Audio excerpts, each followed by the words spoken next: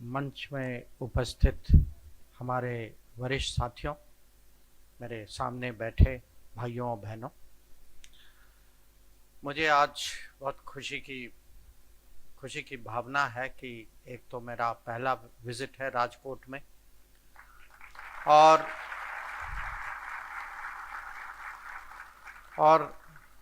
आज राष्ट्रीय एकता मंच ने मुझे निमंत्रित करके फिर से मुझे गुजरात आने का एक अवसर दिया है। ये भी बहुत खुशी की बात है। मुझे बताया गया कि इस कार्यक्रम का थीम जो है भारत भाग्य विधाता है, तो भारत के भाग्य के विषय पे तो मैं कुछ विचार रखूंगा आपके सामने, पर मैं अपनी भाग्य की भी बात सोच रहा हूं कि मेरे भाग्य में लिखा था कि मैं गुजरात आऊं, आप लोगों से जुड़ूं, आपका संसद में प्रतिनिधि बनूं, और क्योंकि मैं राजकोट पहली बार आ रहा हूं, मैं आप सबको मैं आभार प्रकट करना चाहूंगा। किसी देश का भाग्य, हर देश का भाग्य जो है देश की जनता जनार्दन लिखती है, उनके हाथ में है। और जहां भी लोकतंत्र हो, ये भाग्य जो है हर 5 साल रिफ्रेश होता है, रिन्यू होता है। इसमें एक नई ऊर्जा, एक नई प्रतिबद्धता दिखाई देती है। और जब जनता जनार्दन अपनी मन बनाती है, वो दो चीज देखते हैं, एक कि ग्राउंड में डिलीवरी क्या है, और दूसरा देश के लिए विजन लीडरशिप क्या है। अब पिछले 10 साल में हमने डिलीवरी ऑन द ग्राउंड भी देखी है, हमने विजन लीडरशिप भी देखा है, और मुझे लगता है कि हमारे भाग्य में ये जरूर लिखा है कि हम जो हैं विकसित भारत की ओर अमृत काल में बढ़ेंगे। इसमें मुझे कोई डाउट नहीं कि हमारा देश आगे बढ़ता जाएगा, और पर ये ऑटोमेटिकली नहीं बढ़ेगा, हमें इसके लिए परिश्रम करना होगा, हमें अपने नेतृत्व जो भी लीडर्स हैं उनको सपोर्ट देना होगा, उनके साइड से देश को उन्हें एक किस्म से प्रोत्साहित करना होगा कि ये टीम पूरे 140 करोड़ भारतीय नागरिकों की एक टीम एफर्ट होगी। अब पिछले दशक में, पिछले 2014 के बाद आगे के रास्ते का एक फाउंडेशन, एक बुनियाद बन गया है, और उसके आधार पे जो भी पिछले 10 साल में जो प्रगति हुई है, ये प्रगति अगले 25 साल के सफर के लिए एक बुनियाद है। और क्योंकि एक किस्म से ये बेस, इतना मजबूत बेस बन चुका है, हमें पूरा विश्वास है कि अमृत काल की यात्रा में हम बिल्कुल सफल रहेंगे। और हम जो हैं इस 25 साल में खाली विकसित भारत नहीं बनाना चाहते, हम समावेशी भारत भी बनाना चाहते हैं कि हर सेक्शन, हर वर्ग को हम साथ ले जाना चाहते हैं। जहां प्रगति हो, जहां उन्नति हो, ये हर कोने कोने तक पहुंचना चाहिए। अब ये जो परिवर्तन जो आ रहा है और जो पिछले 10 साल में हो चुका है, इसका एक दुनिया में बहुत बहुत स्ट्रांग इम्पैक्ट, एक प्रभाव दिखाई दे रहा है। और ये मैं जानता हूं क्योंकि विदेश मंत्री होने के नाते मैं हर महीने मुझे 4-5 देश जाने का अवसर मिलता है। मैं दूसरों से बात करता हूं, दुनिया की मूड एक किस्म से मैं देखता हूं कि पहले हमारे बारे में लोग क्या सोचते थे, क्या कहते थे, अभी क्या सोच है। और जो भी देश में जो परिवर्तन हुआ है, मैं आपको ये बताना चाहता हूं कि ये जो है दुनिया की सोच में भी उस परिवर्तन का प्रभाव अभी हमें सामने दिखाई दे रहा है। तो जो मुझे इंट्रोड्यूस कर रहे थे, उन्होंने कहा कि मैंने किताब लिखी है अभी कि वाई भारत मैटर्स। और इसका अभी गुजराती ट्रांसलेशन भी निकलेगा, तो आप थोड़ा इसका इंतजार करिए, वो भी आएगा अभी। पर वाई भारत मैटर्स मैं आपको आज समझाना चाहता हूँ, आपके सामने रखना चाहता हूँ कि हमारा जो है दुनिया पे प्रभाव क्या है, आज हमारे बारे में दुनिया क्या कहती है, क्या सोचती है। अब मैंने कहा कि जनता एक किस्म से हर देश की छवि जो दुनिया में बनती है वो जनता बनाती है, जो उस समय के लीडर हैं वो करते हैं। और इसमें मैं कभी कभी सोचता हूं कि ये इतना स्वाभाविक है कि देश का विदेश मंत्री गुजरात का एमपी हो, क्योंकि गुजराती सबसे ग्लोबलाइज्ड लोग हैं। अगर दुनिया में भारत की छवि बनी है तो इसमें बहुत बड़ा हिस्सा जो है गुजरातियों का है, कि ऐसा कोई देश नहीं है जहां गुजराती नहीं पहुंचे।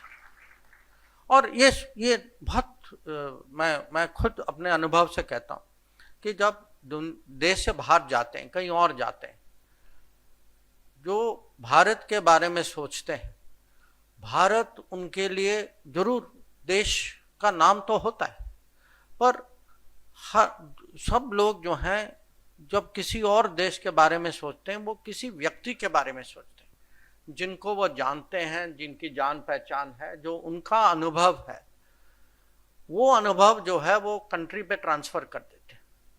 तो अगर आज भारत की छवि जो है उस लेवल तक पहुंच चुकी है, अब दुनिया की हमारे बारे में इतनी अपेक्षाएं हैं, वो उसका कारण है कि हमारी समुदाय, हमारे लोग जो भी बाहर गए हैं और जो कुछ लोग जो बाहर बसते हैं, पर जो हम लोग जो रोजगारी के लिए या अपने सर्विस के लिए, व्यापार के लिए बाहर जाते हैं, हम लोगों सबका योगदान है इसमें भारत की छवि चेंज करने में। और कभी कभी इतिहास में ऐसी चीजें होती हैं कि एक ऐसा कुछ किया, वो माने दशकों से उसका इम्पैक्ट चलता जाता है। आज भी आप जानते हैं 2022 में यूक्रेन में युद्ध शुरू हुआ, हमारे करीब 20,000 विद्यार्थी वहां फंस गए थे। तो हमें जब जो ऑपरेशन गंगा जो हमने शुरू किया था उसमें, तो उनको निकालने के लिए यूक्रेन के पड़ोस में हमें जाना पड़ा, और उसमें सबसे बड़े पड़ोसी थे पोलैंड। ज्यादातर हमारे लोग जो निकले वो पोलैंड के थ्रू निकले, पोलैंड रोमानिया के थ्रू।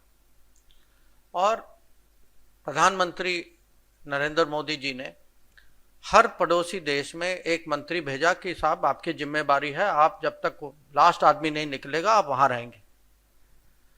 अब जो पोलैंड गए, मेरे साथी जनरल वीके सिंह जो हमारे राज्य मंत्री होते थे, अभी ट्रांसपोर्ट के राज्य मंत्री हैं, वो गए पोलैंड।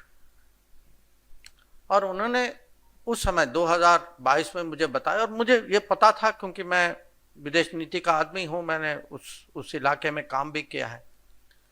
उन्होंने कहा कि अभी भी पोलैंड में जो द्वितीय विश्व युद्ध हुआ था उस समय जो जाम साहेब जी ने पोलैंड के बच्चों को जो शरण दिया था, अभी भी वो पोलैंड में याद रखते।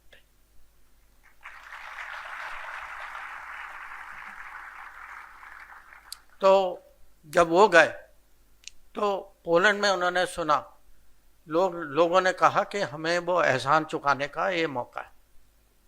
तो आप सोचिए कि हम लोग अपने देश में कुछ भी करते, पॉजिटिव करते हैं, प्रगति हो, उन्नति हो, किसी का भला करते,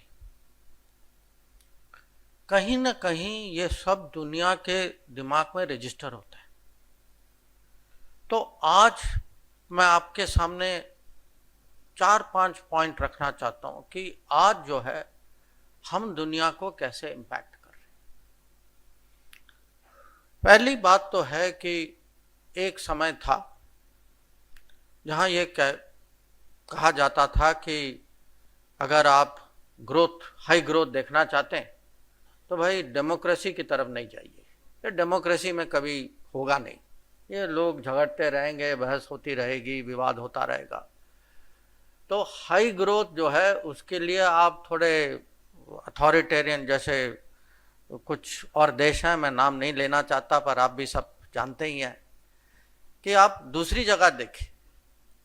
अब हमने पिछले 10 साल में ये साबित किया है कि डेमोक्रेसी कैन डिलीवर, कि आज जो है ये भारत जो कोविड के बावजूद, क्योंकि बहुत सारे देश जो हैं अभी तक उनकी कोविड के बाद, महामारी के बाद उनकी इकोनॉमिक रिकवरी नहीं हुई है, कि कोविड के बाद अगर फिर से हम अभी 7% ग्रोथ की तरफ बढ़ रहे हैं तो दुनिया सोचती है कि भाई ये सचमुच कमाल की बात है। और ये खाली ग्रोथ की नहीं है, जैसे मैंने कहा समावेशी भारत, वो देखते हैं कि आज क्योंकि हमारे यहाँ गवर्नेंस की इम्प्रूवमेंट इतनी हुई है, डिजिटल जो बैकबोन जो बना है, उसके कारण अगर आप सरकार की योजनाएं देखेंगे, हर योजना जो है, एक योजना जो है, कभी कभी आप 1 करोड़ वंदे भारत की बात कर रहे थे, आप सोचिए कि अन्न योजना जो है इसके लाभार्थी 80 करोड़ लोग, 80 करोड़ का मतलब कि आप पूरे यूरोप और अमेरिका को अनाज दे रहे। सोच लीजिए, जब मुद्रा लोन लेना है, मुद्रा लोन के लाभार्थी जो हैं वो मेरे ख्याल से 41 या 42 करोड़। आवास जो जिनको घर मिला है पिछले 10 साल में, उनकी संख्या जो है अगर परिवार के सदस्य मिलाएं तो करीब 20 करोड़। उज्ज्वला प्रोग्राम, अब 20 करोड़ का मतलब है 20 करोड़ घर देना, माने आपने पूरे जर्मनी और जापान को घर दिया है। उज्ज्वला जो है अभी 90 करोड़ तक पहुंचा। तो अगर कोई कहता कि भाई 2014 में कि हमारे भाग्य में ये लिखा है कि हमारे यहाँ ऐसा प्रधानमंत्री होगा जो यूरोप और अमेरिका को खाना खिलाएगा, जापान और जर्मनी को घर देगा, पूरे फ्रांस और इंग्लैंड को मिला के उनकी किचन फायर वो लकड़ी निकाल के गैस सिलेंडर दे देगा, आप विश्वास नहीं करते। ये है परिवर्तन। और मैं आपको ये बताना चाहता हूं, जब मैं, क्योंकि साल में जैसे मैंने कहा मैं करीब 40-50 देश जाता हूं, मेरा काम तो हो जाता है, पूरी जिंदगी मैंने वही की। उसके बाद लोग कहते हैं ठीक है वो तो हो गया, अब हमें बैठ के बताइए कि आपके यहाँ हमने सुना कि ये चीजें हो रही हैं। एक जगह मैं गया था, वहाँ भी राशन देते हैं और उन्होंने वही शब्द प्रयोग किया कि हमारे यहाँ बहुत लीकेज होता है। तो मैंने कहा कि भाई लीकेज के 2 टेक्नोलॉजी हैं, एक तो डिजिटल है, अन्न योजना है, दूसरी टेक्नोलॉजी मोदी जी है। तो अब ये जो है मैं आपको बताना चाहता हूं कि ये डेमोक्रेसी दैट डिलीवर्स, यहाँ हमारे यहाँ जो सुशासन जो है इसका इम्पैक्ट दुनिया में कितना गहरा है, ये आप सबको पहचानना चाहिए। दूसरी विषय जो है वो इकोनॉमी की है। अभी हम $4 ट्रिलियन जीडीपी की तरफ बढ़ रहे हैं। हमें पूरी अपेक्षा है कि कुछ ही साल में हम 5 की तरफ जाएंगे, और अभी हमारा नंबर 5वां है दुनिया में।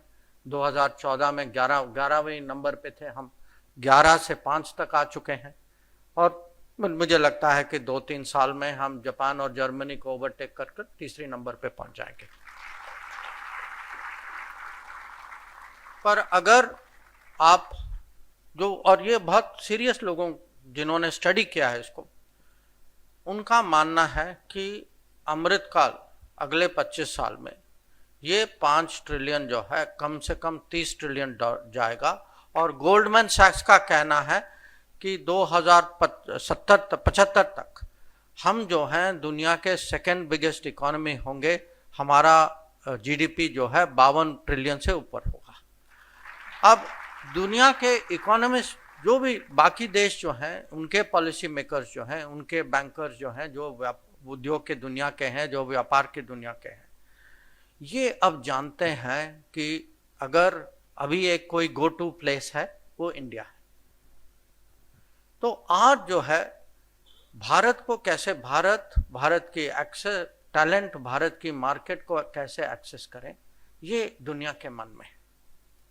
और दुनिया ये भी मानती है कि भारत एक किस्म से, क्योंकि हम आज फास्टेस्ट ग्रोइंग लार्ज इकोनॉमी है, कि भारत एक इंजन बन सकता है दुनिया के ग्रोथ में। कि अगर अगले 10 साल की दुनिया की ग्रोथ देखें, इसमें भारत का कितना हिस्सा होगा, ये हिस्सा जो है अब ये हर साल ये बढ़ रहा है। अब ग्रोथ के अलावा दुनिया के सामने और भी चुनौतियां हैं। एक चुनौती है कि महामारी के समय में दुनिया को अचानक समझ आया कि भाई हम सब, पूरी दुनिया जो है एक देश पर निर्भर है, कि कोई भी सप्लाई चेन वो उस देश तक पहुंचती है। तो क्या हुआ, जब महामारी शुरू हुई और उस देश ने अपना दुकान बंद कर दिया, पूरी दुनिया एक किस्म से संकट में पड़ गई। तो अभी जो है, अगर मैं कहूँगा अंतर्राष्ट्रीय स्तर पर अगर कोई अभी बातचीत चल रही है, इकोनॉमी की बातचीत चल रही है, ये है कि आगे से ये कभी होने नहीं देना कि हम अलग अलग सप्लाई चेन बनाएं, अलग जो फैक्ट्रियां जो हैं एक जगह ना लगे, अलग देशों में लगे, अलग कॉन्टिनेंट में लगे। और जब तक अलग अलग जो कहते हैं रेसिलिएंट, माने आप सप्लाई चेन को रिप्लिकेट ना करें, क्योंकि ये माने ये कोई रॉकेट साइंस नहीं है। हर व्यापारी जानता, कोई भी व्यापारी एक माने सप्लायर पे कभी निर्भर नहीं होगा। तो ये जो है, ये अब कूटनीति के दुनिया में भी आ गई है कि हमें जो है अलग अलग सप्लाई चेन बनाने। दूसरा विषय है डिजिटल का, कि आप सब जानते हैं कि अब हम कितने डिजिटल हो गए, सबके हाथ में एक फ़ोन है। हर 2 मिनट हम जैसे ही उठते हैं सुबह हम यही करते हैं, और रात भी सोने के पहले एक बार और चेक कर लेते हैं कि भाई कुछ मिस तो नहीं हो गया।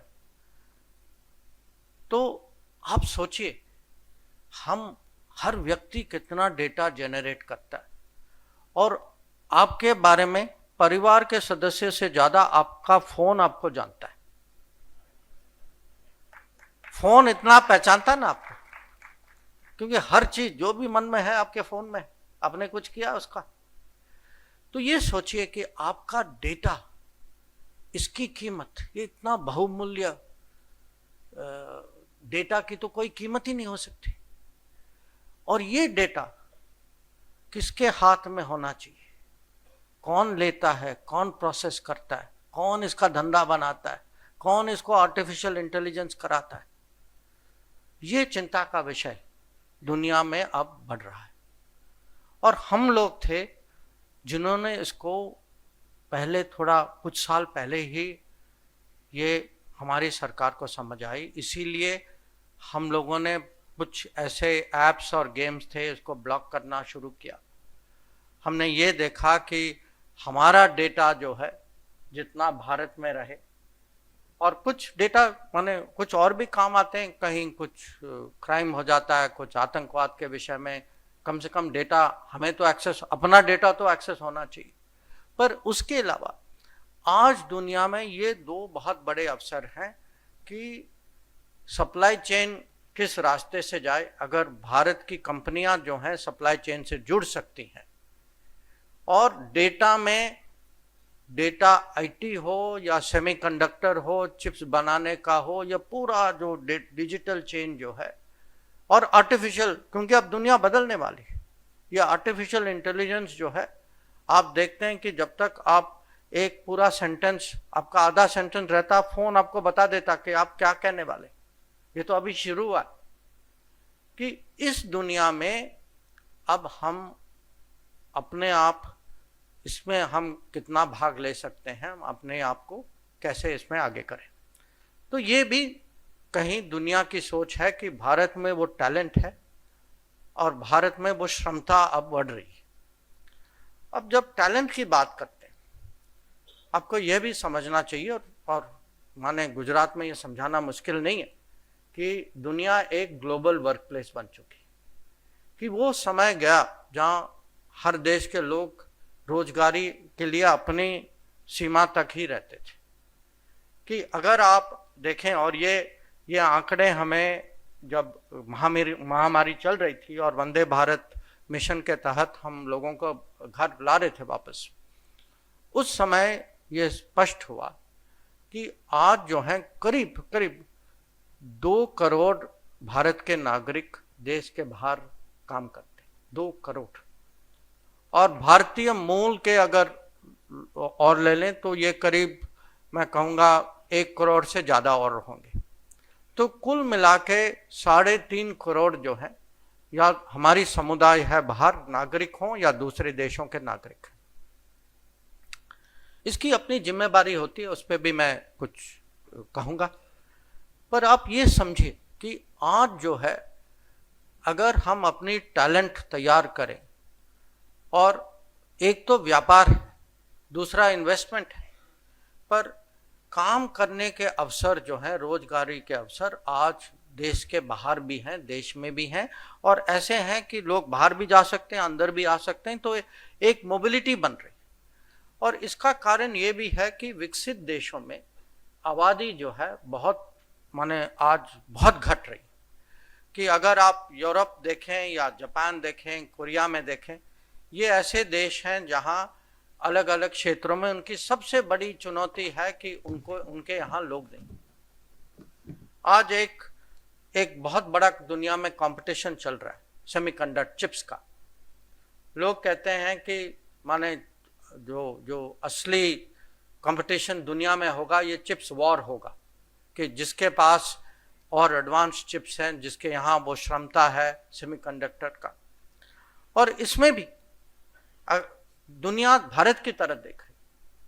हाल ही में आपने पढ़ा होगा कि ये निर्णय लिया गया है कि हम भारत का, अब हमारे यहाँ एक छोटा सा फैब होता था, चंडीगढ़ में होता था, बहुत पुराना था, और जो बनाते थे वो बहुत एक किस्म से आउटडेटेड चिप्स बनाते थे। एक अभी एग्रीमेंट हुआ है जिसको भारत सरकार उसको समर्थन दे रही है, और ये फैक्ट्री जो है चिप्स की फैक्ट्री, ये गुजरात धोलेरा में बनेगा। और इसके लिए जो तैयारी जो हो रही है, ये आपको समझना चाहिए कि सरकार जो है देश के 104 विश्वविद्यालय में उनके यहाँ जो इंजीनियरिंग कोर्सेस हैं उसमें परिवर्तन ला रही है, ताकि कुछ सालों में ही करीब हमारा टारगेट है कि 85,000 इंजीनियर ऐसे आए जो सेमीकंडक्टर इंडस्ट्री के अनुकूल हो। तो दुनिया ये भी जानती है कि आज जो है भारत में ये टैलेंट है, ये टैलेंट भारत में भी है, ये टैलेंट भारत से बाहर भी आ सकता है, और इसका महत्व दुनिया पहचानती है। अब आबादी की बात करें तो आप ये भी सब जानते हैं कि हम जो हैं दुनिया के करीब मेरे ख्याल से 15-16% है आबादी में।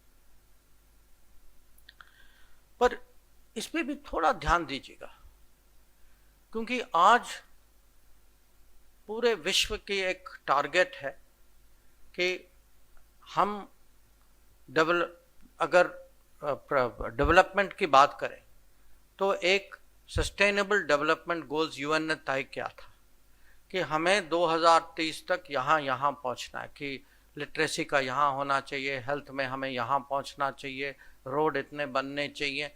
तो जो भी एक किस्म से आप कह सकते हैं सोशल मेजरमेंट जो होता है, और ये अगर दुनिया को आगे बढ़ना है तो क्योंकि हम जो हैं दुनिया के अब आबादी में सबसे नंबर 1 है, और पूरे दुनिया में 15-16% आबादी हमारी है।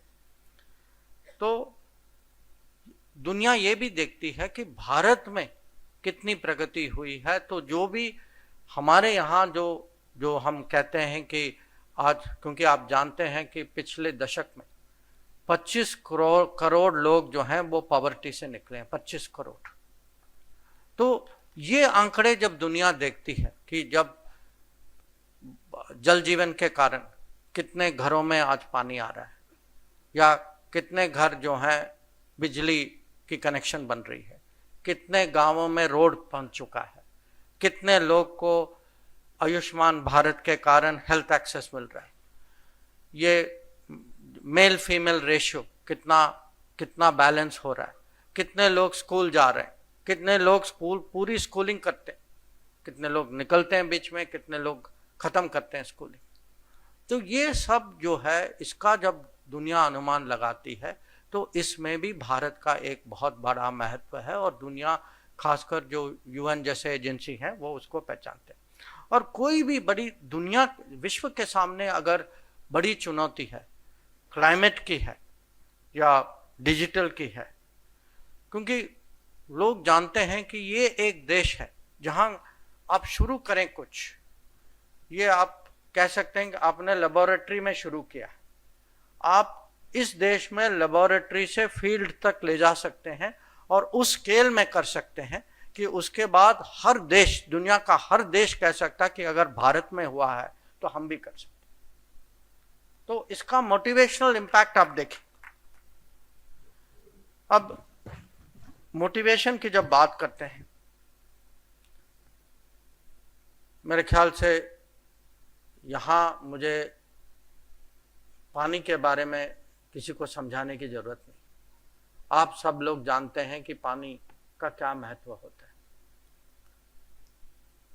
पर आपको यह भी समझना चाहिए कि दुनिया में बहुत सारे ऐसे देश हैं जहां जो हमारी चुनौती है वैसे ही उनके यहाँ भी। तो जब मैं मोटिवेशन की बात करता हूं, जो भारत का उदाहरण जो है दूसरे देश देखते हैं।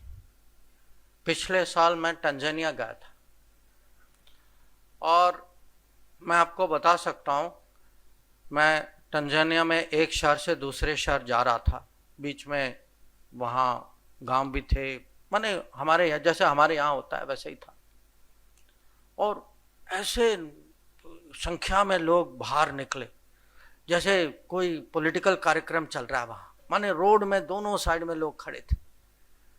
और इसका कारण ये था कि आज तंजानिया में 26 शहरों में, क्योंकि हमारे यहाँ जल जीवन मिशन के कारण कंपनीज ने अपने ताकतें बना रखी है वाटर टेक्नोलॉजी में, ये वाटर टेक्नोलॉजी हम तंजानिया ले पाए। और वहाँ तंजानिया की जनता को लगता है कि अगर हमारे यहाँ किसी के कारण पानी आया, ये भारत के कारण आया। तो ऐसे ऐसे बहुत, डिजिटल हो, पानी हो, कुछ। और कभी कभी हम ऐसी चीज करते हैं जो, जैसे जब चंद्रयान मिशन हुआ उस समय मैं प्रधानमंत्री जी के साथ अफ्रीका में था, साउथ अफ्रीका में थे हम लोग।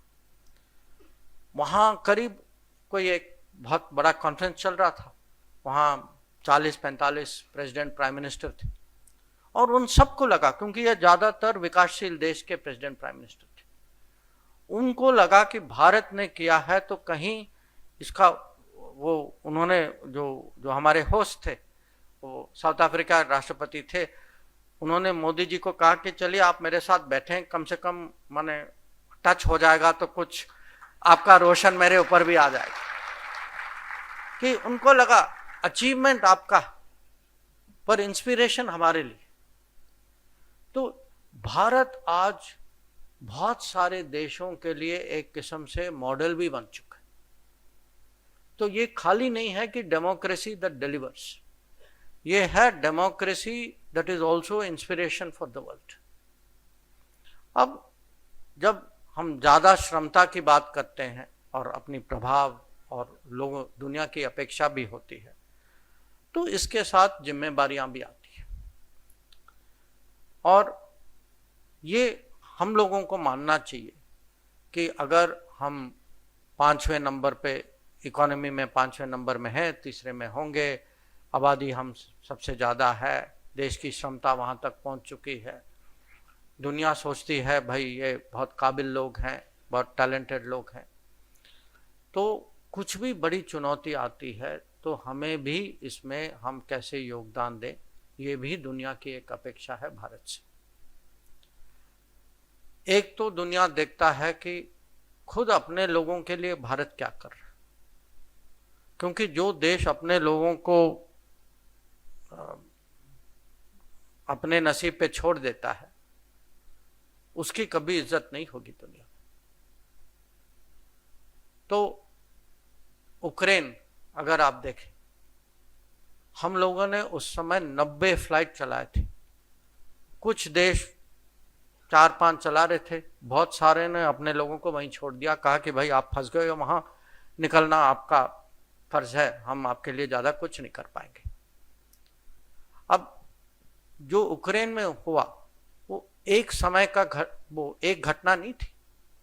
अगर आप पिछले 10 साल में देखें, नेपाल का भूकंप हो या यमन में युद्ध हो, हाल ही में सूडान में आप जानते हैं कि आपस में वहां भी एक युद्ध चल रहा था, गाजा में जो हुआ, अफगानिस्तान में जब तालिबान ने कब्जा किया काबुल में तो कुछ लोग शरण लेने भारत आए।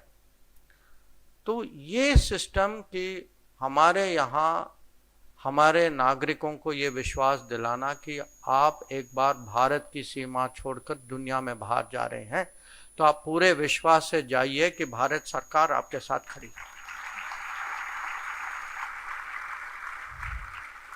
और ये कहने से नहीं होगा, ये करने से होगा और बार बार करने से होगा। कभी कभी होंगे, जैसे अभी एक जगह है हाइती, वहां करीब मेरे ख्याल से 25-30 लोग होंगे, उससे ज्यादा नहीं है, पर वो 25-30 लोग को भी उनकी सुरक्षा की भी कोई कीमत होती, हर जीवन की कीमत होती है और इसके लिए सिस्टम बनाना होता है। क्योंकि ये नहीं कि तुरंत आप कहें कि भाई यूक्रेन चले जाओ तो लोग जाते हैं। हम गए, और कैसे गए, क्योंकि उसके पहले तैयारी हुई कि हम पिछले 10 साल से हमने एक सिस्टम बना रखा है कि एक फंड होता है, कोई फंस जाए तो उसके लिए तुरंत उन्होंने कोई बाबू फाइल प्रोसेस करने के बजाय वहाँ का वहाँ उसको कैसे हेल्प दिया जाए। या देखते हैं कि विदेश मंत्रालय को अगर हमने निर्णय किया है कि हमको वहाँ जाना है तो हमारे बीच में, रक्षा मंत्रालय के बीच में, एयरफोर्स, हमारी नौसेना, वायुसेना सब मिलजुल कर कैसे करें, या एक पूरी फोर्स हमने खड़ी कर रखी। और ये गुजरात के अनुभव से आया कि जब मोदी जी मुख्यमंत्री से प्रधानमंत्री बने, उनका एक बहुत मेरे ख्याल से पहला निर्णय था, क्योंकि उन्होंने देखा कि जब आपके यहाँ जब भूकंप आया था और जो नेचुरल डिजास्टर के बारे में, इसके लिए एक फोर्स, उस समय हमारे यहाँ ऐसी कोई प्रक्रिया नहीं थी, तो वो शुरू से कह रहे थे कि मुझे एक फोर्स बनाना है और ऐसा फोर्स बनाना है कि वो स्पेशलिस्ट लोग हों, उनके पास पूरी जो उसके लिए जो भी तैयारी हो, सामग्री हो, वो सब तैयार रहे और जैसे मैं कहूँ वो माने घंटों में निकल पाएंगे। और जब नेपाल में भूकंप आया, जिस दिन भूकंप आया उस दिन शाम तक हमारी फोर्स वहां पहुंच चुकी थी। जब सूडान में जब युद्ध चल रहा था, हाँ, जिस दिन हमने कहा कि हमें अपने लोगों को निकालना है, उसी दिन नेवी भी पहुंच गई थी, एयरफोर्स भी बगल में सऊदी अरेबिया में चली गई थी। तो ये सिस्टम को कैसे बनाना है, ये भी एक, ये तो सबसे बड़ी जिम्मेदारी है, पर ये अपने लिए जिम्मेदारी है। अब दूसरों, दुनिया के लिए, इसका उदाहरण मैं अभी जो एक सिचुएशन चल रही है, जारी है, उसके बारे में आपको बताता हूं। आप जानते हैं कि ये गाजा में, इजराइल में जो हुआ, उसके बाद ये रेड सी, अरेबियन सी में आजकल ये ड्रोन्स और मिसाइल के अटैक हो रहे, और इसमें जो सोमालिया में जो पायरेट्स हैं वो भी बीच बीच में जो मर्चेंट शिपिंग होती है, जहाज़ों पर अटैक करके जहाज़ों को वहाँ उनका अपहरण कर लेते हैं किस्म से। आज हमारे 21 नौसेना के 21 जहाज हैं जिनकी 3 महीने से वहाँ डिप्लॉयमेंट हुई, और हमारे कर हमने जहाँ जहाज़ों में आग लगी है उसको बुझाया है, जहाँ पायरेट्स ने कहीं उसको कैप्चर किया उसको छुड़वाया है। कभी कभी रोज की उनकी ड्यूटी होती है कि तलाशी लेते हैं जो वहाँ बाकी छोटे जहाज हैं कि कोई गलत आदमी गलत सामान के साथ वहाँ बैठा ना हो। तो ऐसी जिम्मेवारी जो है, और ये जिम्मेवारी महामारी के समय में आप जानते हैं कि हमने अपना वैक्सीनेशन तो करा है, पर दुनिया के 100 देशों का वैक्सीनेशन भी करा, और जिनको ऐसे देश जिनको अपेक्षा नहीं थी कि कभी उनके यहाँ वैक्सीन आएगा।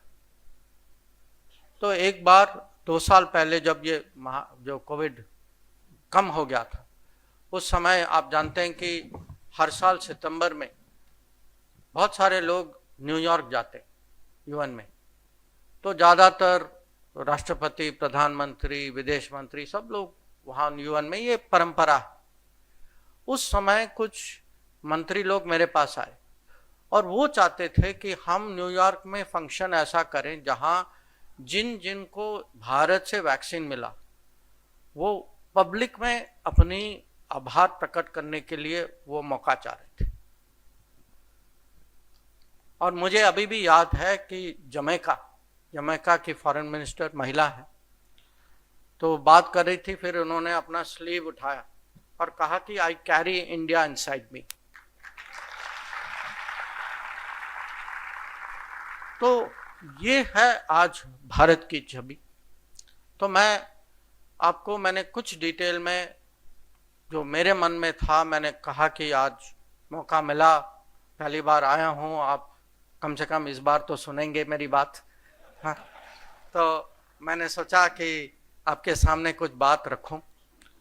पर ये मैं आपको जरूर कहूँगा कि दुनिया में अब बहुत अपॉर्चुनिटीज़ हैं। दुनिया चाहती है कि भारत की बिजनेस, भारत की टैलेंट अलग अलग किस्म से दुनिया विश्व की प्रगति में अपना योगदान दें। जो भी आप में से बहुत लोग देश के बाहर भी जाते होंगे, आपने देखा होगा कि पिछले साल में जो परिवर्तन जो आया है कि हमें दुनिया कैसे रिसीव करती है, कि जो रिस्पेक्ट जो मिलता है, जो इंटरेस्ट जो लेते हैं, कितना फ़र्क आया है। तो इसीलिए जो मैंने कहा कि देश की नसीब जो है लीडर्स भी बनाते हैं, जनता भी बनाती है, हम सब लोग इसके भागीदार हैं, साझेदार हैं, और ये हम पे डिपेंड करता है कि हम देश किस दिशा में ले जाएं, किस गति में ले जाएं और कहाँ ले जाएं। तो मुझे पूरा विश्वास है कि अगले 25 साल में हम जो हैं अमृत काल में जरूर विकसित भारत बनेगा। और जो युवा लोग जो बैठे हैं, मैं उनको कह सकता हूं कि वो देखेंगे जो हम लोगों का सपना था। तो इसी के साथ मैं अपनी वाणी को विराम देता हूं। आपके मन में कुछ बातें हैं तो मुझे बहुत खुशी होगी उत्तर देने में।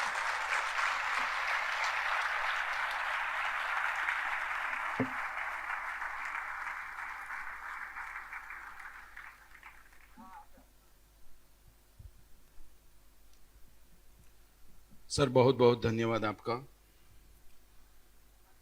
सर, हमने यहाँ उपस्थित सभी लोगों को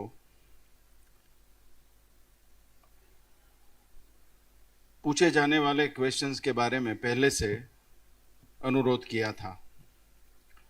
around sir 350 number of questions we have received from the public of this Rajkot, sir, from different areas. Out of that 300, sir, we have selected few questions to ask you, and my two team member will ask one by one question to you, sir, and you answer that. I request Mr. Manoj Kalyan.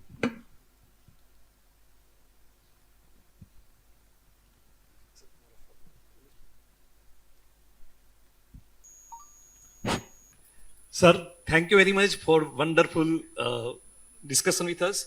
My first question to you, sir, and this is on behalf of the entire Saurashtra and Kutch. So my first question, sir, you started your career as a diplomat with one of our Gujarati PM. that is Mr. Morarji Desai. And your political career started again with another Gujarati PM, sir. So, तो मैंने कहा ना, मेरे भाग्य में लिखा है. sir, we are very anxious to know how did PM approach you? What was the communication? If you can just share with us. And most importantly, why did you accept it, sir? भाई, last question I can answer. You asked why did you accept it? जब मोदी जी कुछ कहते हैं, you think there is any other answer? But नहीं, मैं इतना ही कहता हूँ. देखिए, मेरे परिवार में कोई भी आज तक पॉलिटिक्स में नहीं है. अभी भी 5 साल बाद बाकी लोग पूछते हैं कि भाई तुम कैसे चले गए वहाँ. और थोड़ा माने उनके यहाँ थोड़ा कुछ आश्चर्य है, थोड़ा इसके बारे में कुछ घर में भी कभी कभी चर्चा होती है. मैं जो है पहली बार मेरा उनके साथ, मोदी जी के साथ डीलिंग जो है, मैं चीन में राजदूत था. उस समय वो मुख्यमंत्री थे, तो उनका वहाँ आना हुआ, तो ये पहला मीटिंग उस समय था. उसके बाद जब तक वो प्रधानमंत्री बने, मैं कभी उनके बाद उसकी कहीं मीटिंग नहीं हुई थी. फिर मैं तब तक मैं अमेरिका में राजदूत बन चुका था. तो जब वो प्रधानमंत्री बने तो मैं दिल्ली आया वापस, उनके साथ हमारी मुलाकात हुई जून में. और फिर वो अमेरिका में उनका विजिट, वो दौरा आप जानते हैं बहुत फेमस था. वो मैडिसन स्क्वायर में उनका भाषण था वहाँ. और अगले साल मैं विदेश सचिव चुना गया. तो मैंने 3 साल वो जिम्मेदारी निभाई. तो उसके बाद मुझे लगा कि इतने साल सर्विस में हो गए तो रिटायरमेंट हो गया. तो उसके बाद मैं टाटा ग्रुप में मैंने काम शुरू किया था. तो जब 2019 के चुनाव के बाद उन्होंने मुझे बुलाया, ये चुनाव के बाद की घटना है, शपथ ग्रहण के माने होते ही होते. तो मुझे लगा कि उस समय मैं तो शपथ ग्रहण में मेरी कोशिश थी कि कम से कम एक कुर्सी मिल जाए ताकि मैं भी देख सकूं कि कौन चुने जा रहे हैं वहाँ. और तो मुझे बुलाया, तो मैं गया. मैंने सोचा कि माने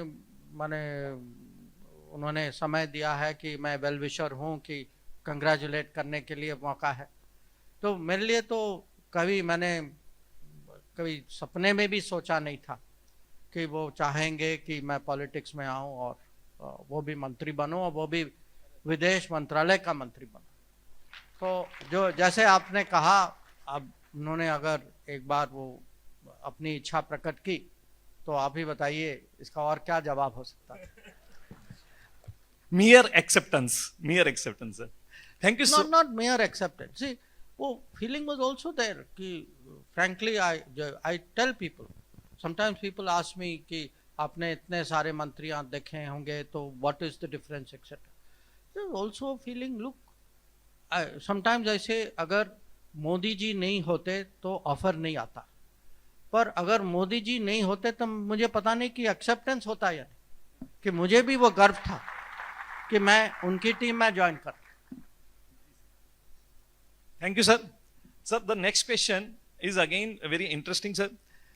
There were many crucial conditions like Russia-Ukraine crisis or the many other crises which you have just narrated to us. My question, how does Dr. Jaishankar operates in these conditions? And very importantly, what is his style of working to manage under stress? इसमें 2 चीज़ें हैं. एक तो अगर जब जिम्मेदारी होती है, देश को चलाना होता है, तो सिस्टम बनाना होता है कि कोई भी देश, कोई भी जब तक एक बार सिस्टम बन जाए और आप सिस्टम को माने इसकी तैयारी भी करें, प्रैक्टिस भी करवाएं और आप सिस्टम पे भरोसा करें और सिस्टम भी आपको माने, तो एक तो सिस्टम है. और मुझे लगता है कि एक बहुत बड़ा परिवर्तन जो आया है कि देश में देखेंगे कि वो वही सरकार है, वही बाबू है, वही मंत्रालय है, पर वही बाबू वही मंत्रालय, अब उसकी परफॉर्मेंस कुछ अलग। तो ये दूसरी बात है कि जो लीडरशिप, जो मोटिवेशन जो होता है, कि जब जैसे ये दो आपने कहा, यूक्रेन की बात कही, कि ये जिस दिन ये युद्ध शुरू हुआ उस समय, क्योंकि हमें पहले पता था तनाव बढ़ रहा है, तो हम लोगों ने स्टूडेंट्स को कहा कि भाई आप निकल जाइए, अभी समय है। उस दिन हमारी एक प्लेन जा रही थी जिसको हमें वापस बुलाना पड़ा लोगों को लाने के लिए, एयर इंडिया की प्लेन थी। पर एक बार लड़ाई शुरू हो गई तो मुझे तो बहुत क्लियर इंस्ट्रक्शन मिले प्रधानमंत्री से, किसी भी हालत में आप जो भी करो, कुछ भी करो, आप पूरे सिस्टम को लगाओ। मैं चाहता हूं कि हर स्टूडेंट वहां से निकले, घर आए वापस। तो जब क्लियर इंस्ट्रक्शन मिलते हैं ना, क्योंकि अगर ऊपर ही थोड़ा कंफ्यूजन हो, जैसे आप जानते हैं कि उस समय हम पे बहुत दबाव था कि हम रूस से तेल न लें। अगर हम तेल नहीं लेते तो हम कहाँ से लेते तेल, क्योंकि तेल की तो जरूरत थी। हम वही जगह जाते जहाँ दुनिया जा रही थी, वो खाड़ी में जो, और कुछ और 2-3 देश और हैं, अफ्रीका में हैं। तो क्या होता, तेल की कीमत बढ़ जाती। अगर आप 100 रुपये आज दे रहे हैं, तो अगर सप्लाई कम हो जाता, ये तो माने बात तो ऑब्वियस है कि वो वही 100 रुपये लीटर 125 रुपये बन जाता। उस समय भी जब लोगों ने कहा कि आप, इतना दबाव था, आप पब्लिक में कैसे अपने पोजीशन रखा, मैंने पोजीशन रखा क्योंकि मुझे बहुत साफ इंस्ट्रक्शन से प्रधानमंत्री से कि देखिए भारत का कंज्यूमर है, उसका हित है, उसको आप केंद्र में रखें, कि किसी भी हालत में आप वो डिसीजन लीजिए जो भारत के कंज्यूमर के हित में। तो मुझे पता था कि जवाब आएगा, मुझे जवाब देना होगा, उसका भी कुछ रिएक्शन होगा, उसको झेलना होगा। पर लक्ष्य ये था कि हमें जो करना था, हमने मन बना लिया था कि भारत के हित में है और हमें ये करना ही है। तो मैं कहूँगा इसके लिए सिस्टम भी चाहिए, लीडर भी चाहिए, आत्मविश्वास भी चाहिए, और एक किस्म से जो किसी भी प्रक्रिया में इसको स्मूथली चलाना है। क्योंकि मेरे प्रक्रिया में देखिए, मैं सब आज ज़्यादातर ऑफिसर्स जो हैं वो मुझे जानते हैं, सब ने सब कभी ना कभी मेरे साथ काम किया, तो उनको भी विश्वास है कि अभी ऐसे ऐसे सिचुएशन, क्योंकि जब युद्ध चल रहा था, एक जगह हमारे विद्यार्थी इतनी बुरी तरह से फंस गए थे, फायरिंग इतनी ज़्यादा चल रही थी, उन्होंने कहा कि जब तक आपके यहाँ से कोई नहीं आएगा, हम अपने हॉस्टल से नहीं निकलेंगे। तो मैंने अपने अफसरों को बुलाया दिल्ली में और कहा कि भाई वो नहीं निकलेंगे, और उनको पता था क्योंकि हमारी वो फ़ोन पे, व्हाट्सएप पे बात होती थी, किसी को तो जाना होगा वहाँ। हमारे यहाँ 2 लोग गए दिल्ली से, यूक्रेन में जहाँ युद्ध चल रहा था वहाँ तक गए उनको लाने के लिए। और मैं कहूँगा अभी तक अगर 2 लोग जो गए, बहुत साहसी लोग थे, पर पूरे कमरे में जो भी था वो जाने के लिए तैयार थे। तो ये है फर्क आज, कि कोई भी सिचुएशन में लोगों को लगता है कि आज देखिए ये देश की अपेक्षा है, ये प्रधानमंत्री माने उन्होंने ये वायदा किया है कि मैं सबको लाऊंगा, तो सिस्टम रेस्पॉन्ड करती। Thank you, sir. Thank you so much. Sir, what you have said, I have a question from there only. Earlier, sir, it was more of a politicization of bureaucracy. Then the time arrived, now it is more of a corporatization of bureaucracy. My next question is, sir, can we see the bureaucratization of politics in the coming years? नहीं, देखिए, ये मेरा जो आना जो है एक किस्म से सच कहूँ तो एक्सेप्शन है, कि जो पॉलिटिक्स जो है वो उसकी ये अलग दुनिया है, कि जो लोग जो हैं ग्रास रूट लेवल से जो करते हैं। मैं ये कहूँगा कि पिछले 5 साल में मेरे लिए एक ये एजुकेशन है कि जब मैं देखता हूँ बाकी संसद के सदस्य देखता हूँ या जब मैं तो स्टेट में जाता हूँ, ज़मीन में जाता हूँ, हमारे कार्यकर्ताओं को देखता हूँ, तो जो इनकी जो मेहनत जो है, इनकी जो कमिटमेंट जो है, कितना समय देते हैं, जो मैं उनका जीवन देखता हूँ कि घर में उनका कैसा होता होगा, तो मैं कहूँगा ये सबके लिए नहीं है कि ये एक किस्म से सचमुच पॉलिटिक्स एक बहुत, और पब्लिक सर्विस मैं कहूँगा एक बहुत एक्सेप्शनल माने इतनी प्रेशर होती है और इतने डिमांड्स होते हैं, तो जो ब्यूरोक्रेसी कुछ हो सकते हैं, पर वो इंडिविजुअल्स कि किसी में वो टैलेंट है कि पूरे माने जीवन में ब्यूरोक्रेट रहा हो, पर तब भी उनमें कुछ है जो दूसरे लोग देखते हैं, उनको वहाँ ले जाते हैं, पर ये हर आदमी के लिए नहीं। मैं नहीं कहूँगा कि ब्यूरोक्रेट्स को पॉलिटिक्स में आना चाहिए। Oh, that's sir. One question which is more local. As you are aware, sir, Rajkot is a hub of a Saurashtra. We are surrounded from a Jamnagar, about Jamsab you have said, which is a hub for a brass industry. Morbi, which is a hub for a ceramic, one of the biggest in the world. And Rajkot, the auto ancillary, and so on and so on. Sir, as you rightly said, we are going towards the 5 trillion economy. How and what we can contribute to make it possible? As a Saurashtra, all the industrialists, all of them are sitting here. They are listening you very carefully, sir.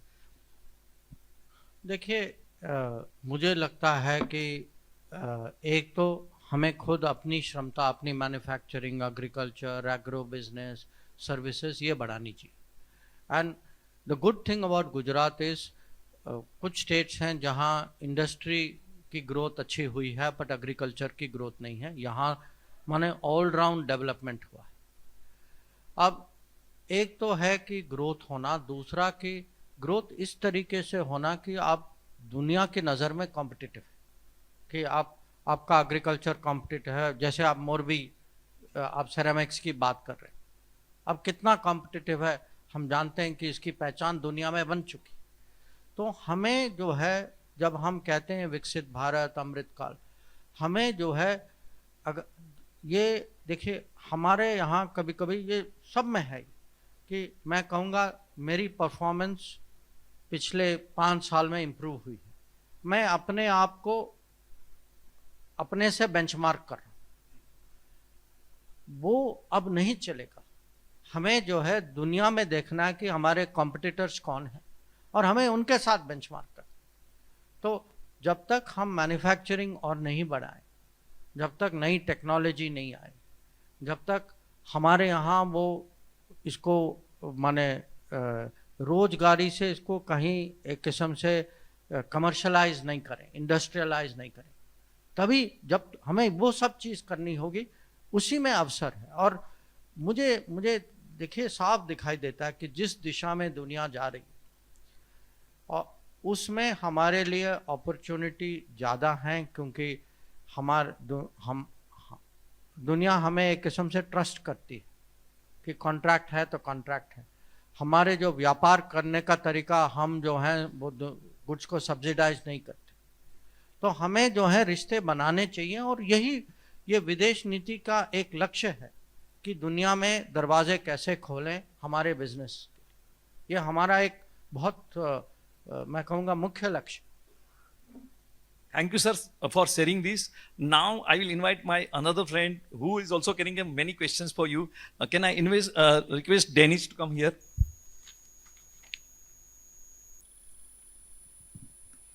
नमस्ते sir. ज़्यादातर जो question आए थे उसमें से हमने 3 ही question अभी लिए हैं। यूथ के ओर से ज़्यादा क्वेश्चन ऐसे आए थे कि यूएन में हमें परमानेंट मेंबरशिप कब मिलेगी? जरूर मिलेगी, जरूर मिलेगी। पर कुछ भी जो बड़ी चीज़ होती ना, बिना मेहनत के कभी मिलती नहीं, तो मेहनत भी करना पड़ेगा।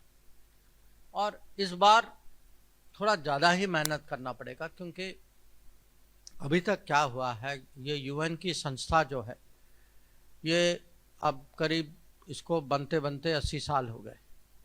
उस समय जो है 5 देश थे जिन्होंने आपस में तय कर लिया था कि वो यूएन के परमानेंट सिक्योरिटी काउंसिल के परमानेंट मेंबर बनेंगे। उस समय कुल मिला के स्वतंत्र देश जो थे वो करीब 50 थे। अब पिछले 80 साल में वो 50 देश यूएन की अगर आप सदस्यता देखें तो 50 से करीब 200, 193, 94 ऐसा कुछ है। पर उन्होंने क्या किया है, इन पांचों ने एक किस्म से अपना कंट्रोल रखा है। और ये अजीब बात यह है कि आप उन्हीं 5 से पूछ रहे हैं कि आप अपनी सहमति दीजिए कि ये चेंज करें। आप माने ये अजीब सिचुएशन। अब क्या हुआ है कि उनमें से आप कुछ राजी हैं, कुछ नहीं हैं, कुछ ईमानदारी के साथ अपनी पोजीशन रखते हैं, कुछ पीछे से कुछ और चलाते हैं। तो और उन्होंने दूसरों को भी खड़ा रखा है कि अगर आप कुछ प्रस्ताव दें तो किसी और से कुछ और प्रस्ताव दिलवाते। तो ये सालों से चल रहा है। पर अभी मुझे लगता है कि दुनिया में ये भावना की चेंज होना चाहिए और चेंज में भारत को परमानेंट सीट मिलना चाहिए। ये भावना जो है ये मैं हर साल में देख रहा हूँ कि ये भावना बढ़ रही है। और इसके कारण आज कल एक सुनवाई हो रही है, एक नेगोशिएशन चल रहा है जिसमें अलग अलग देश जो हैं अपना पक्ष रख रहे हैं कि हमारे मन में ये आइडिया है कि ऐसा होना चाहिए। तो एक मेक्सिको का मॉडल है, एक छोटे देशों के प्रतिनिधि लिचेनस्टाइन का मॉडल है, अफ्रीका ने कुछ रखा है, अरब देशों ने कुछ रखा है।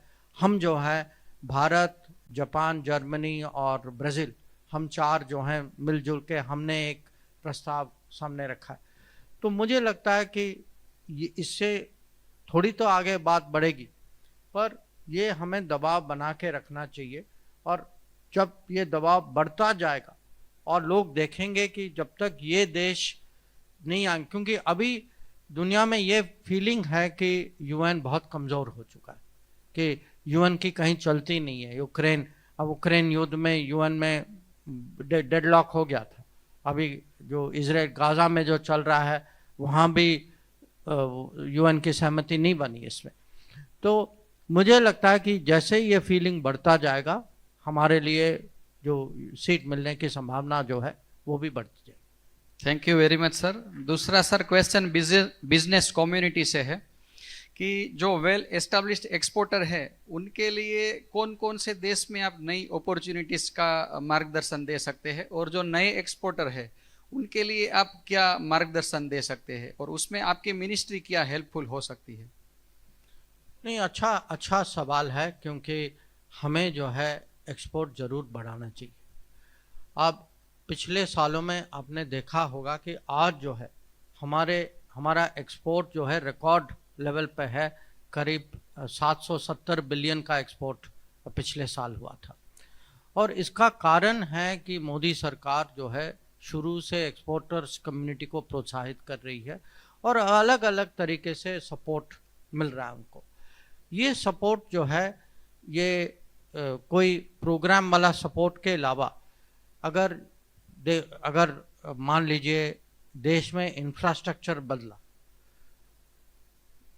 आपको शिपिंग पोर्ट में शिप हैंडलिंग में परिवर्तन आया, आपके एयरपोर्ट में कुछ फ़र्क हुआ, आपका जीएसटी के कारण जो आपके टैक्सेशन जो हैं और गाड़ी जो उनकी मूवमेंट जो है वो और सुविधा से हो रही है, तो एक तो हमारी इंटरनल एफिशिएंसी जितना हम बढ़ा सकते हैं उतना अच्छा है।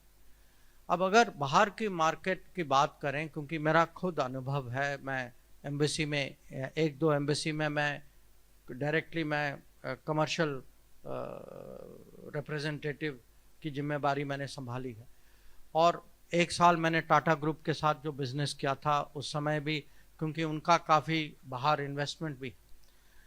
मैं कहूँगा कि एक हम जो मैच्योर मार्केट जो है अमेरिका, कनाडा, यूरोप, इस पे ज़रूर अपना जितना मुझे पता कि बहुत सारे लोग वहाँ जाते हैं, पर इस पे हमें कंटिन्यू करना चाहिए, क्योंकि ये मार्केट्स जो हैं यहाँ परचेसिंग पावर ज़्यादा है, यहाँ ज़्यादातर बिजनेस डिस्प्यूट कम होते हैं, यहाँ आपको जो कॉन्ट्रैक्ट में और वो उनकी जो अपेक्षा होती है वो क्लियरली आपको कह देते हैं।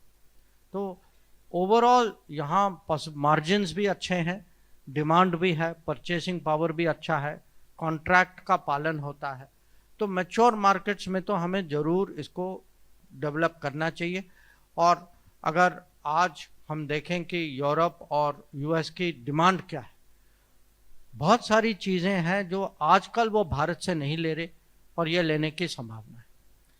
इसके अलावा दूसरा मार्केट जो है हमारे पड़ोस में एक समय था जहाँ राजनीतिक कारणों के लिए हमारे बारे में एक दुविधा थी कि भाई कहीं और से ले लें, भारत पर निर्भर क्यों रहे।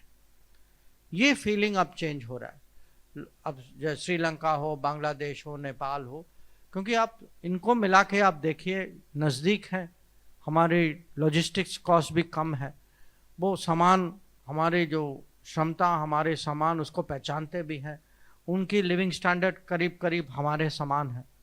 तो वहाँ जो है फिट होना उतना मुश्किल नहीं है। और ओवरऑल एक किस्म से, क्योंकि एक पॉपुलर लेवल में हम एक दूसरे को पहचानते भी हैं, बहुत कंफर्ट है वहाँ।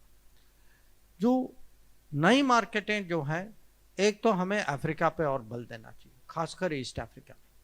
और मैं सबसे ज़्यादा गुजरात में इसको मैं दोहराता हूँ, क्योंकि अफ्रीका में अगर आप देखेंगे वहाँ की बिजनेस कम्युनिटी में गुजरातियों की बहुत चलती है, और आपने एक किस्म से उसका एक नेटवर्क का उपयोग करना चाहिए। और अफ्रीका में बहुत सारे देश, या तो हम टॉप 4-5 ट्रेड में, हम टॉप 4-5 में हैं, इन्वेस्टमेंट में भी हैं, पर वहाँ भी चुनौतियाँ हैं। अभी अफ्रीका की स्थिति ऐसी है कि वहाँ आजकल पेमेंट्स की प्रॉब्लम है, कि उनके पास डॉलर की कमी है। तो इसीलिए हम कोशिश कर रहे हैं कि जितना हमारा ट्रेड सेटलमेंट अपने करेंसी में हो, डॉलर का उपयोग ना करें, कि रुपए में चलाएं या आपस उनकी करेंसी हमारी करेंसी के बीच में समझौता हो, या यूपीआई का इस्तेमाल करें जहां यूपीआई की प्रक्रिया चल रही है। तो अफ्रीका में कहूँगा, और मैं कहूँगा हम शुरू करें लैटिन अमेरिका, क्योंकि लोग को लगता है कि लैटिन अमेरिका बहुत दूर है, पर आज लॉजिस्टिक शिपिंग इतना बदल चुका है कि पिछले साल हमारा लैटिन अमेरिका के साथ, साउथ अमेरिका के साथ हमारा ट्रेड $45 बिलियन था। और हम जो हैं आज ब्राज़ील और अर्जेंटीना से तो वो तेल भी खरीदते हैं, माने पेट्रोल वाला तेल भी लेते हैं, और कढ़ाई वाला तेल, कुकिंग ऑयल भी लेते हैं। तो हमें जो नई मार्केट्स की ओर भी देखना चाहिए, बट जो अभी जो मार्केट्स हाथ में है उसको भी हमें और डिपेंड करना चाहिए। सर, आपकी मिनिस्ट्री उसमें कैसे हेल्पफुल हो सकती है? हमारी मिनिस्ट्री हेल्पफुल हो सकती है, क्योंकि अभी हर राजदूतावास को बहुत क्लियरली बताया गया है, और ये प्रधानमंत्री ने खुद बताया कि आपका पहला काम जो है कि हमारा ट्रेड बढ़ाना। तो इसमें हर एम्बेसडर खुद इंटरेस्ट लेता है, हर एम्बेसी में कोई ऐसा प्रतिनिधि है जिसकी ये माने 24/7 की जिम्मेदारी।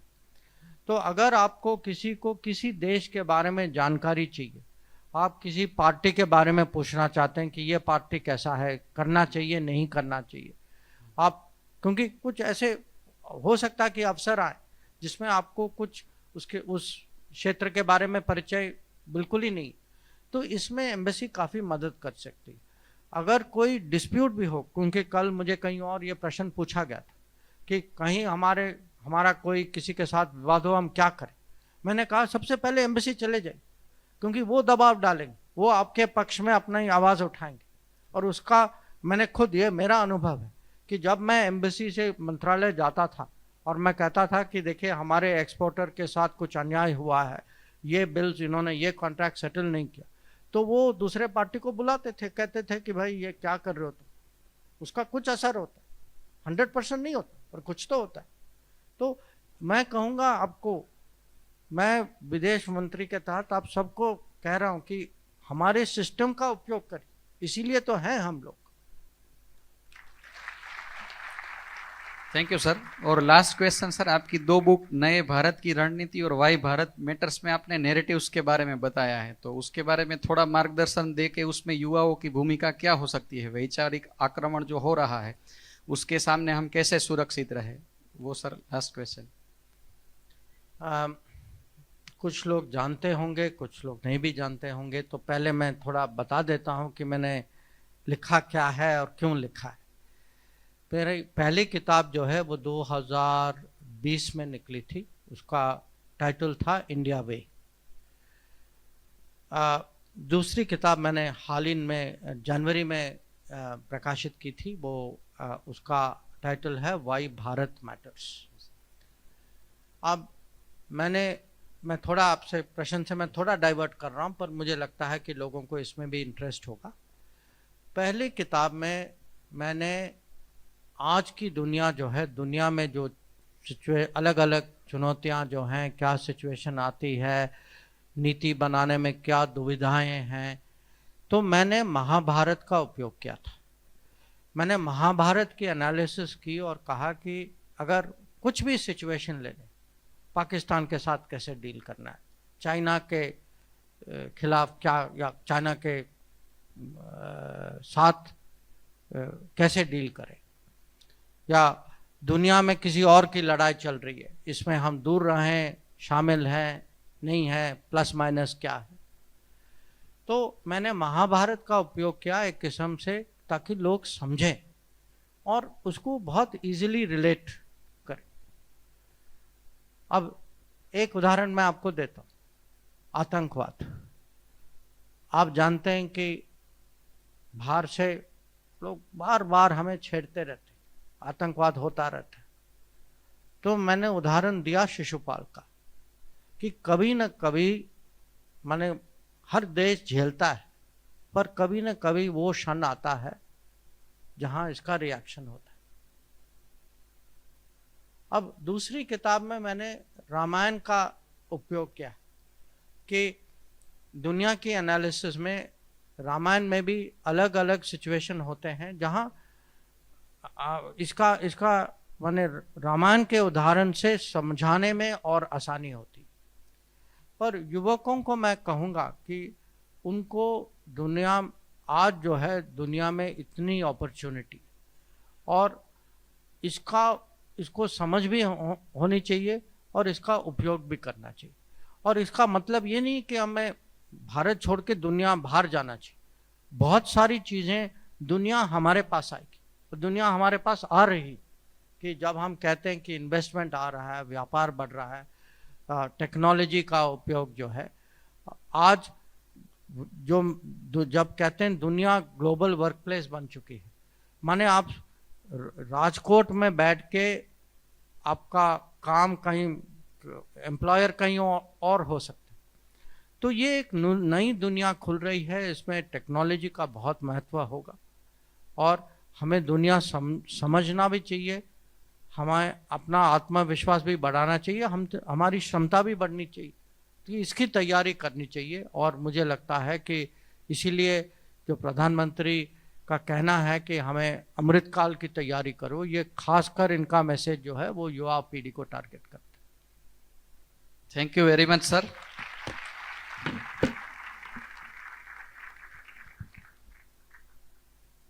सर, एक आखिरी निवेदन है आपसे।